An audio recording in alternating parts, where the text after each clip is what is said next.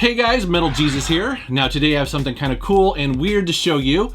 It all started a couple months ago where a guy named Cooper came up to me at an expo with this shoebox full of floppy disks that have the names of Super Nintendo games written on it, and inside the box was this kind of weird floppy drive device. Well, as you can imagine, it fits on top of a real Super Nintendo. And yes, you can play Super Nintendo games on floppy disks. So he asked me if I wanted to maybe check it out, see if it even worked, because he didn't even know if it did or not. He didn't know if the games would work. And it's kind of quirky, but very cool. Let's take a look.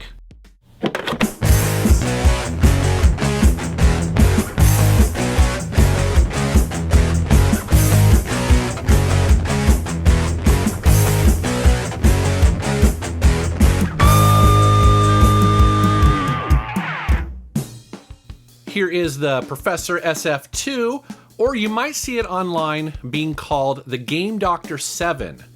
Now, as I mentioned, this is primarily used to back up and also play your physical Super Nintendo cartridges, but it does a whole lot more. We're going to get into that. First up, you need to know that it needs its own power supply, as well as there is this port on the back here that is optional.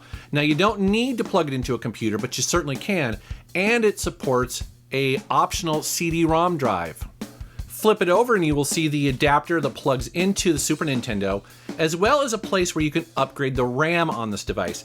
See, it stores the game in RAM, and depending on how much you have is how many games you can actually keep on it at one particular time. On the top is where you plug in your cartridge. Now, this is obviously how you would back up your game, but it also acts as a pass-through if you just simply want to play it straight from the cartridge. Let's go ahead and open this thing up. To me, this looks like pretty much every 3.5-inch floppy drive that you saw in most computers of the era. To get access to the circuit board, you do have to remove the cartridge adapter here. And then here is the circuit board. Now, full disclosure, I'm definitely more of a software guy. I don't really know that much about hardware, so I don't know what all the chips do. That's probably a video for Ben Heck to do in the future, but I was very surprised at how much is going on with this thing. But it kind of makes sense because, again, it doesn't need a computer. It actually has its own little operating system built in, and I'm going to show that in a second. I did notice where you can add more RAM right here. So I guess it'll take, what, another 64 megabytes if you have it? All right, well, let's plug it in. Now, it definitely is a little bit on the heavy side, so you have to kind of wiggle it back and forth to get it in there. By default, when you first turn on the device, it boots into something called easy mode. And essentially what that means is that if you put a floppy disk in there, it's going to read from it, pull it into RAM, and then store it there for you to play. Now, like I mentioned before, what is kind of cool about this is that even if you turn off the Super Nintendo, even if you pull out the floppy disk, it still stores that in RAM if it's available, and you can play it anytime. I have to admit, it's pretty funny to see a Super Nintendo game booting up like an old DOS game here. Not every Super Nintendo game is created equal. Some of them are larger than others, and so you'll have to put them on multiple floppy disks. But again, this thing handles it just fine. You'll put the first disk in, it'll load, and then it'll prompt you to change the disk. You'll put in the second, the third, and so on until it's fully loaded into RAM, and again, plays like normal. So that's easy mode, but if you want the full power of this thing, you're going to want to hold down the right trigger on the controller as you turn it on, and that will bring up a whole other menu of options here. Here's where you can choose to play the cartridge directly or also the floppy disk, but it's under utilities where you can do some really interesting things like backing up your card so you can create a duplicate. You can also format the disk. You can delete certain files. You can also self-test the unit if it doesn't seem like it's running correctly. And you can also change the language. Normal mode is exactly what it sounds like. That's if you want to play the game completely as is, but under super mode is where it gets really cool. Under super mode, there are some controller combinations that you can do to enable things like 2 times slow or also a 1/4 times slow. So for instance, if it's a bullet hell shooter and you want to slow it down, make it a little bit easier, you can do that. Now, not every game supports slowdown mode. Some games I tried actually crashed. You see here I'm playing actually Super Empire Strikes Back. It's working fairly well, but there's definitely some screen flicker.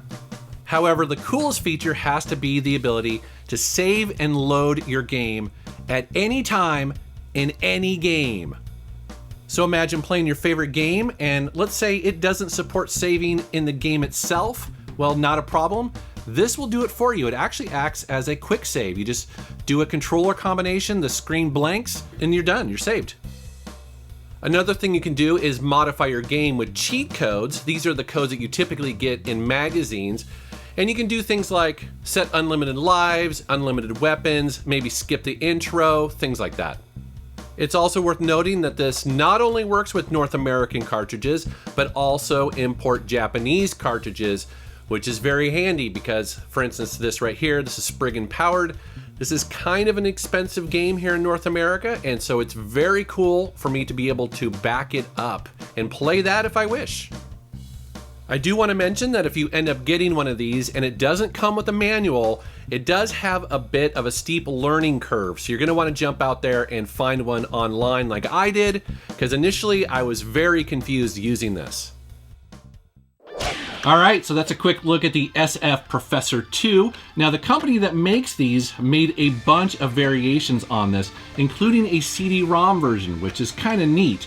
Also here at the end, I want to mention that, you know, I in no way want to promote piracy. You guys know that I have a history working in software, working in game development, and honestly, I think that the people who make the games that we love to play should be compensated, should be supported. And so, of course, this video is not about stealing games or, you know, pirating games, but there's something to be said for making backups of games that you perhaps are afraid of, you know, being destroyed, losing, or whatever, especially those really expensive ones.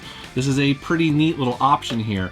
Not really needed in today, you know, because you can find these online, but, you know, it's kind of a neat piece of history. Love to know what you guys think down in the comments below. As always, I want to thank you for watching my channel. Thank you for subscribing, and take care. I don't typically cover some of this third-party Chinese gray market area hardware stuff, but you know, every once in a while this stuff lands in my lap and it seems interesting enough to make a video about, so kind of wanted to do it for this. I've also ran into, it's like a N64 cartridge CD-ROM backup thing, so maybe I'll cover that in the future, but love to know what you guys thought. Also, you guys know that I release 2 videos every week on Tuesday and Friday, so you're going to want to be subscribed because I like mixing it up and you never know what is coming next. Thanks for watching.